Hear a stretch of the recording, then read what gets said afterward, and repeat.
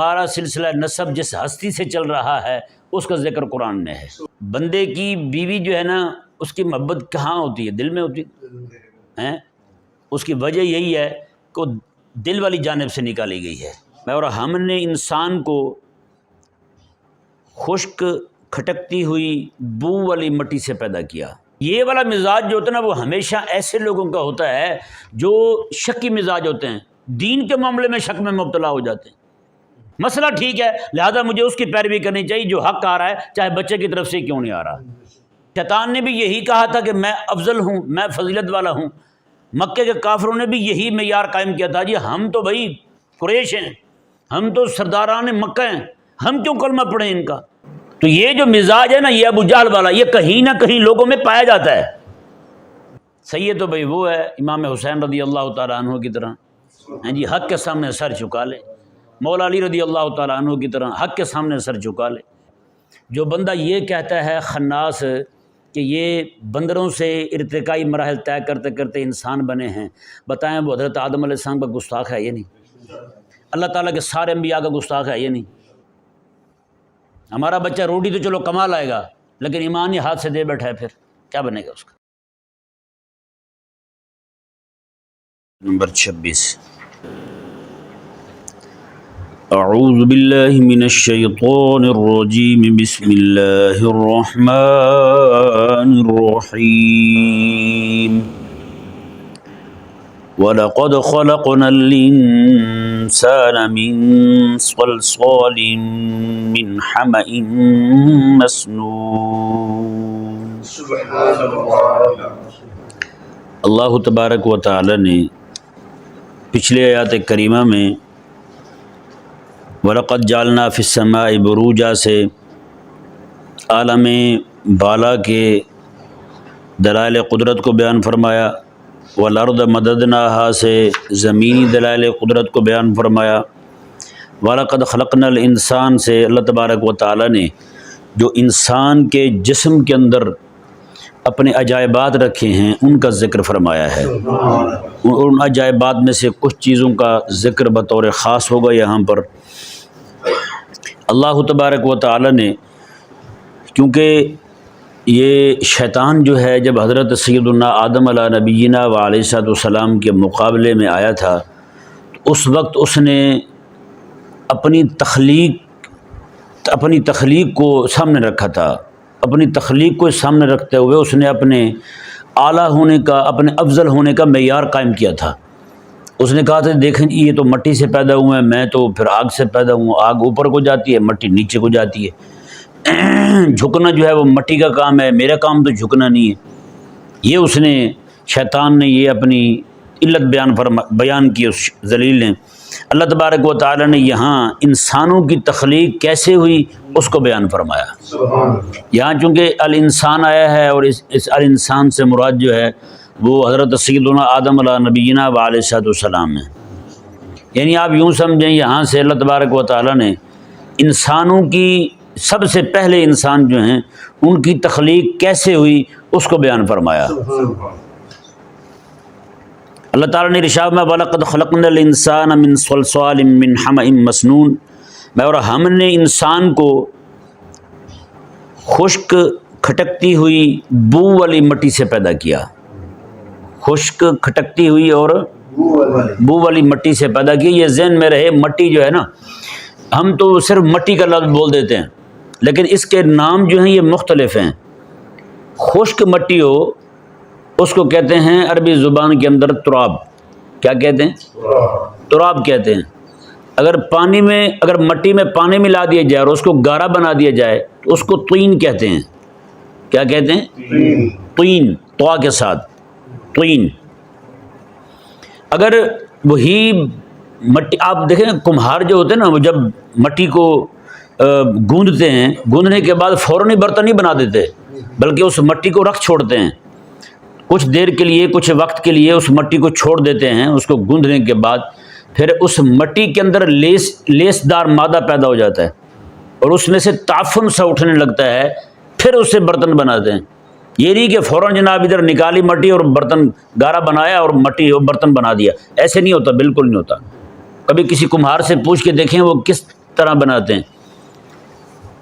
اچھا اس کے اندر وہ گارا بنا دیا جائے اس کا تو اس کو کیا کہتے ہیں؟ طین. جی طین کہتے ہیں. اسی گارے کے اندر بدبو پیدا ہو جائے تو اس کو کہتے ہیں مسنون. کیا کہتے ہیں؟ مسنون کہتے ہیں. اور وہی خشک ہو جائے، خشک ہونے کے بعد وہ کھٹکنے لگے، کھنکھنانا جس کو کہتے ہیں، وہ کھنکنے لگے، کھٹکنے لگے، تو اس کو کہتے ہیں سلسال. کیا کہتے ہیں؟ سلسال.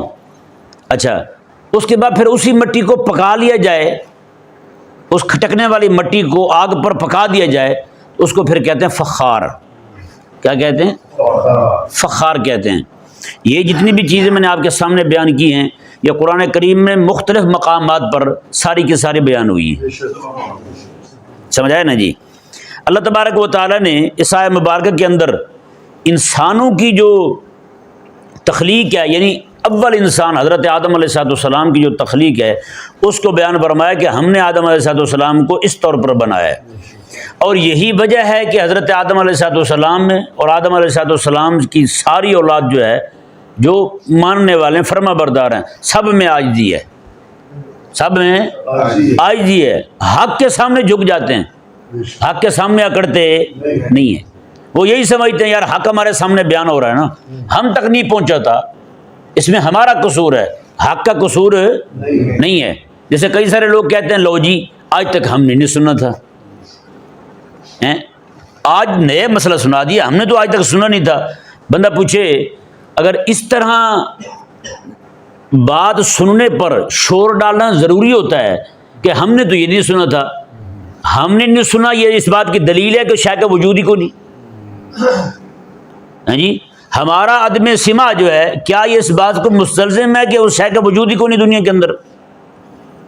اگر اسی طرح کر کے جو بھی شے ہو ایسی جو ہم نے پہلے نہ سنی ہو آج سن لیں تو اس پر واویلا مچانا شروع کر دیں، تو پھر تو وہ علماء جو ہیں روزانہ اتنی کتابوں کا مطالعہ کرتے ہیں، ہر بات پڑھنے پر پہلے شور ڈالیں پھر دوبارہ اگلی بات پڑھیں، یہ نہیں ان جیسا مزاج بن جائے. یہ والا مزاج جو ہوتا ہے نا وہ ہمیشہ ایسے لوگوں کا ہوتا ہے جو شکی مزاج ہوتے ہیں، دین کے معاملے میں شک میں مبتلا ہو جاتے ہیں.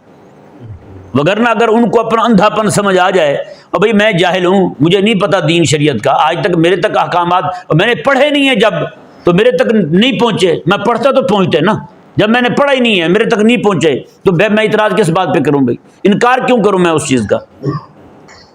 اس لیے یہ خالص جاہلانہ ایک روش ہے اور یہ ہم نے نہیں سنا آج تک. بھائی یہ کئی بار ایسا ہوا، کہیں مسئلہ بیان کر دیا تو آگے سے کہنے لگے نہیں جی یہ تو ہم نے پہلے سنا ہی نہیں.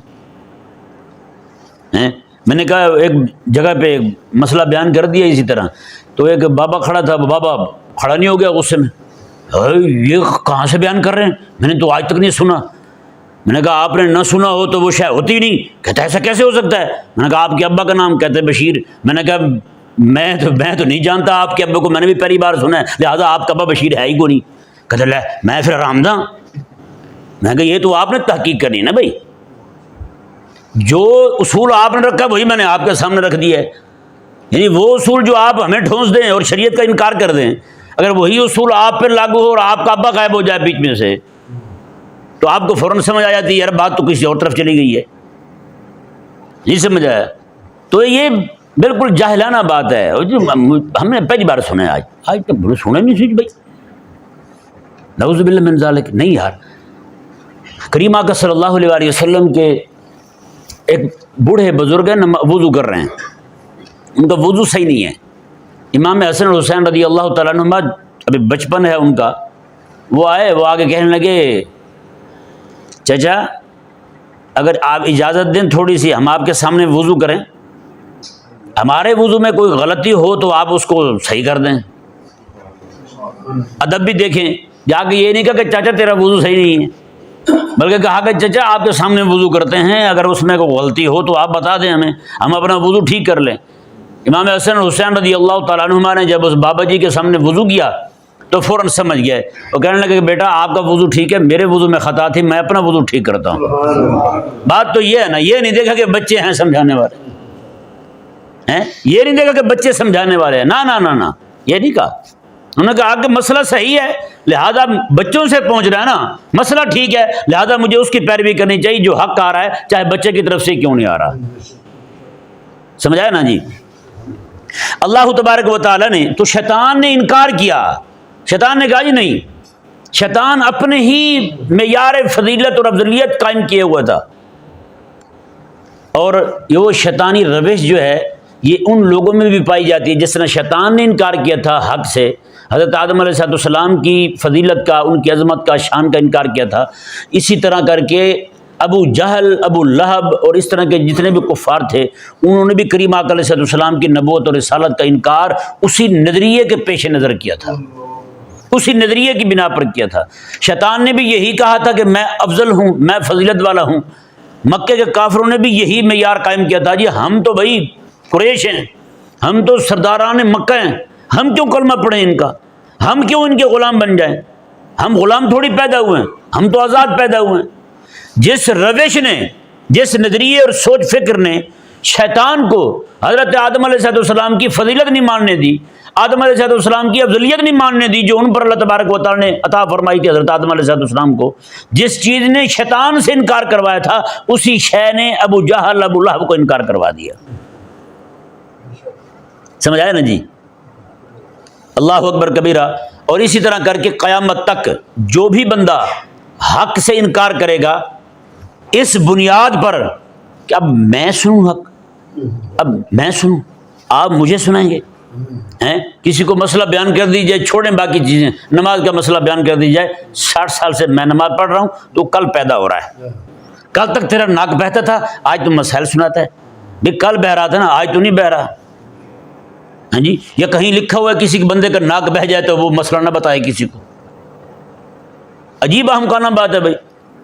تو یہ جو مزاج ہے نا یہ ابو جہل والا، یہ کہیں نہ کہیں لوگوں میں پایا جاتا ہے، جب بھی مسئلہ شریف بیان کیا جائے تو وہ آگے سے اکڑ جائیں، نہیں جی نہیں، یہ تو یہ صرف یہ نہیں کہ کافر ابو جہل جو تھا اس میں اس کو یہ مسئلہ تھا، نہ نہ نہ، یہ جہاں آج کل کے کتنے سارے اپنے آپ کو پیر کہنے والے لوگ ہیں، وہ کہتے ہیں لو جی اب نعوذ باللہ وہ تو اپنے آپ کو امتی مانتے ہی نہیں ہیں، کہتے ہیں جی آپ امتی ہیں ہم نہیں، تو مطلب کیا، ایک امتی ہوتا ہے دوسری طرف تو نبی ہوتا ہے، آپ کیا ہیں پھر؟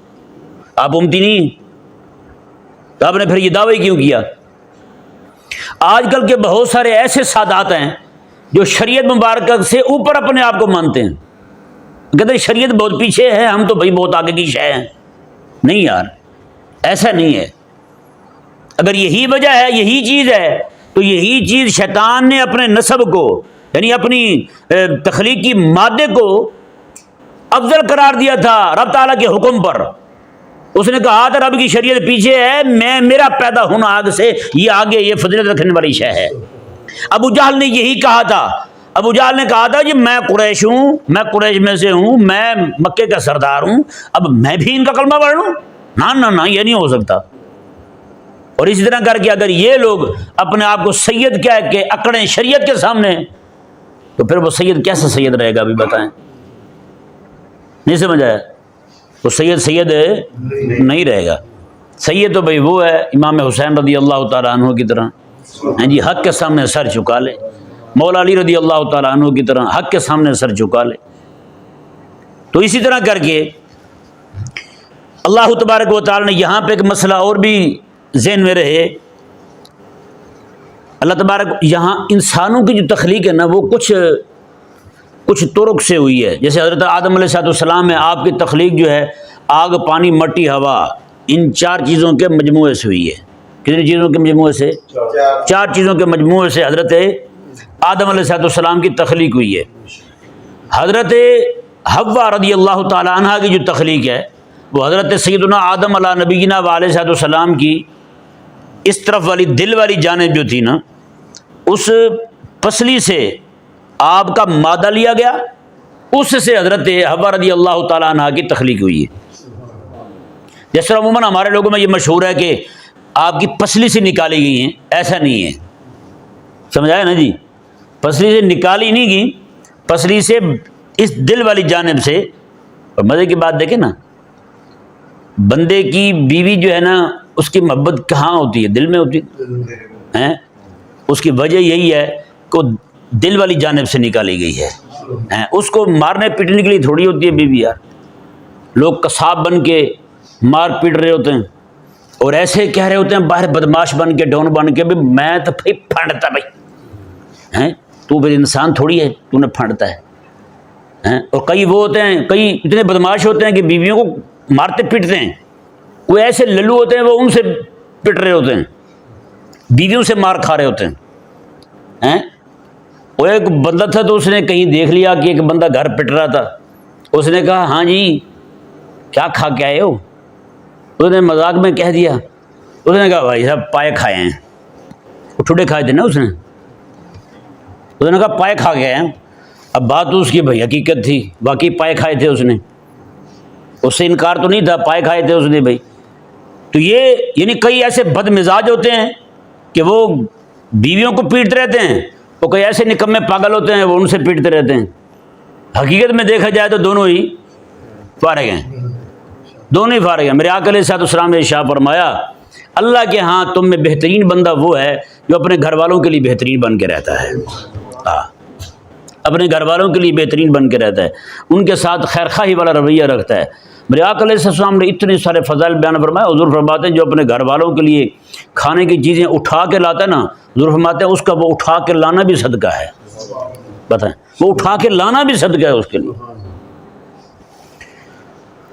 یہاں بھی جو مسئلہ آپ کے سامنے میں رکھنے لگا ہوں وہ یہ ہے، اچھا آدم علیہ السلام کی تخلیق اور حضرت اماں حوا رضی اللہ تعالیٰ عنہ کی تخلیق، دو تخلیقیں بیان ہو گئی۔ تیسری تخلیق ہے حضرت عیسیٰ علیہ السلام کی۔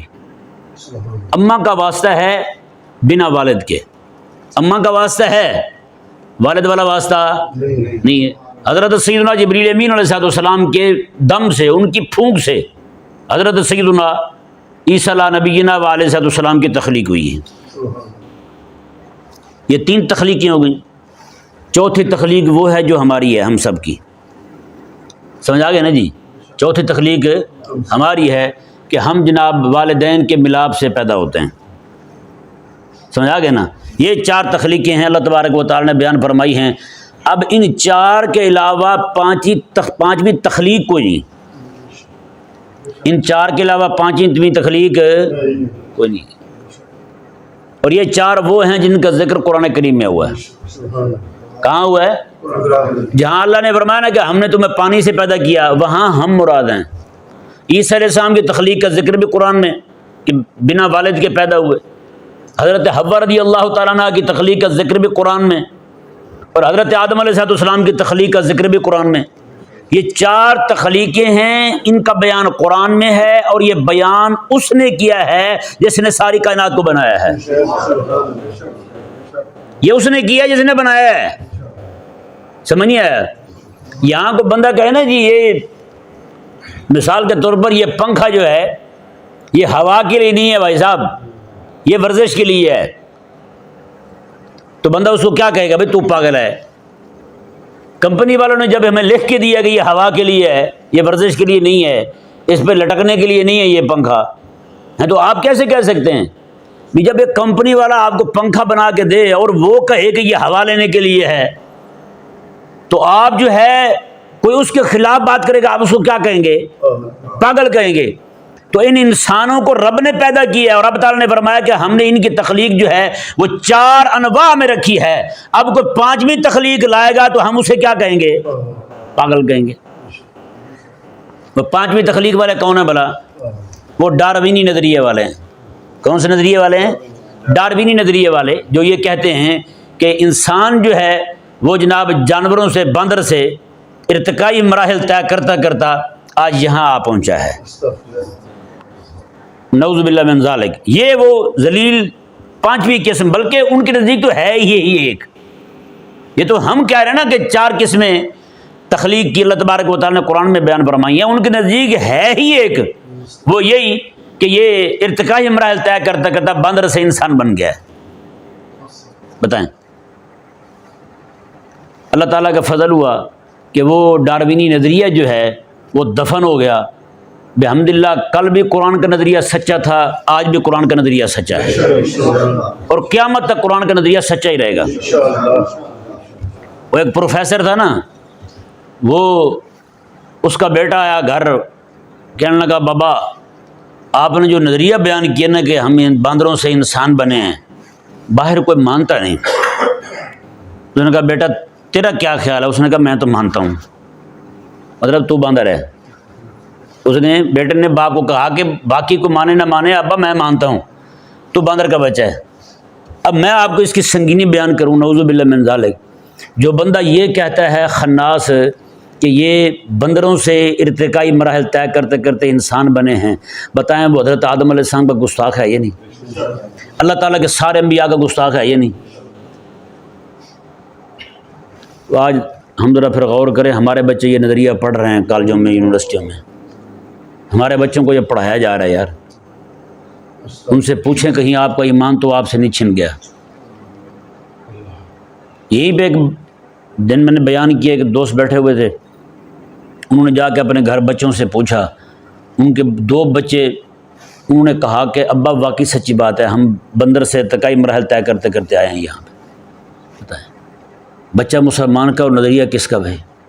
اللہ تعالیٰ کے قرآن کے خلاف، حبیب علیہ السلام کے فرمان کے خلاف، نظریہ ایسا جو سارے انبیاء کا گستاخ بنانے والا ہے، نظریہ ایسا کہ بندہ اس کو مانتا جائے، ایمان سے فارغ ہو جائے، بندہ مرتد ہو جائے، کافر ہو جائے اور گستاخ بن جائے انبیاء کرام علیہ السلام کا۔ بتائیں آج ہم کہاں کھڑے ہوں؟ ہمارے ایمان کا کیا بنے گا یار؟ بتائیں ذرا۔ ہمارا بچہ روٹی تو چلو کما لائے گا، لیکن ایمان ہی ہاتھ سے دے بیٹھا ہے، پھر کیا بنے گا اس کا؟ اللہ اکبر کبیرہ۔ اللہ تبارک و تعالیٰ نے اس آیت مبارکہ کے اندر انسانوں کی تخلیق، یعنی انسانوں سے مراد حضرت سیدنا آدم علیہ نبینا علیہ السلام کی جو اولین تخلیق ہے انسانوں میں، حضرت آدم علیہ السلام کی ہے، اس کا ذکر فرمایا اللہ تبارک و تعالیٰ نے۔ اور مزے کی بات، حیران کن بات یہ ہے، ہمارا سلسلہ نسب جس ہستی سے چل رہا ہے اس کا ذکر قرآن میں ہے، اس کا ذکر قرآن میں ہے۔ جو باندر کے بچے بنتے ہیں وہ بنتے رہے، ہمیں ان سے کوئی غرض دفع ہو جائیں جہنم میں۔ الحمدللہ ہمارے جو بڑے ابا سرکار ہیں نا، ان کا ذکر اللہ تعالیٰ نے قرآن میں فرما دیا ہے۔ اللہ تبارک و تعالیٰ ہمیں سمجھنے کی توفیق عطا فرمائے۔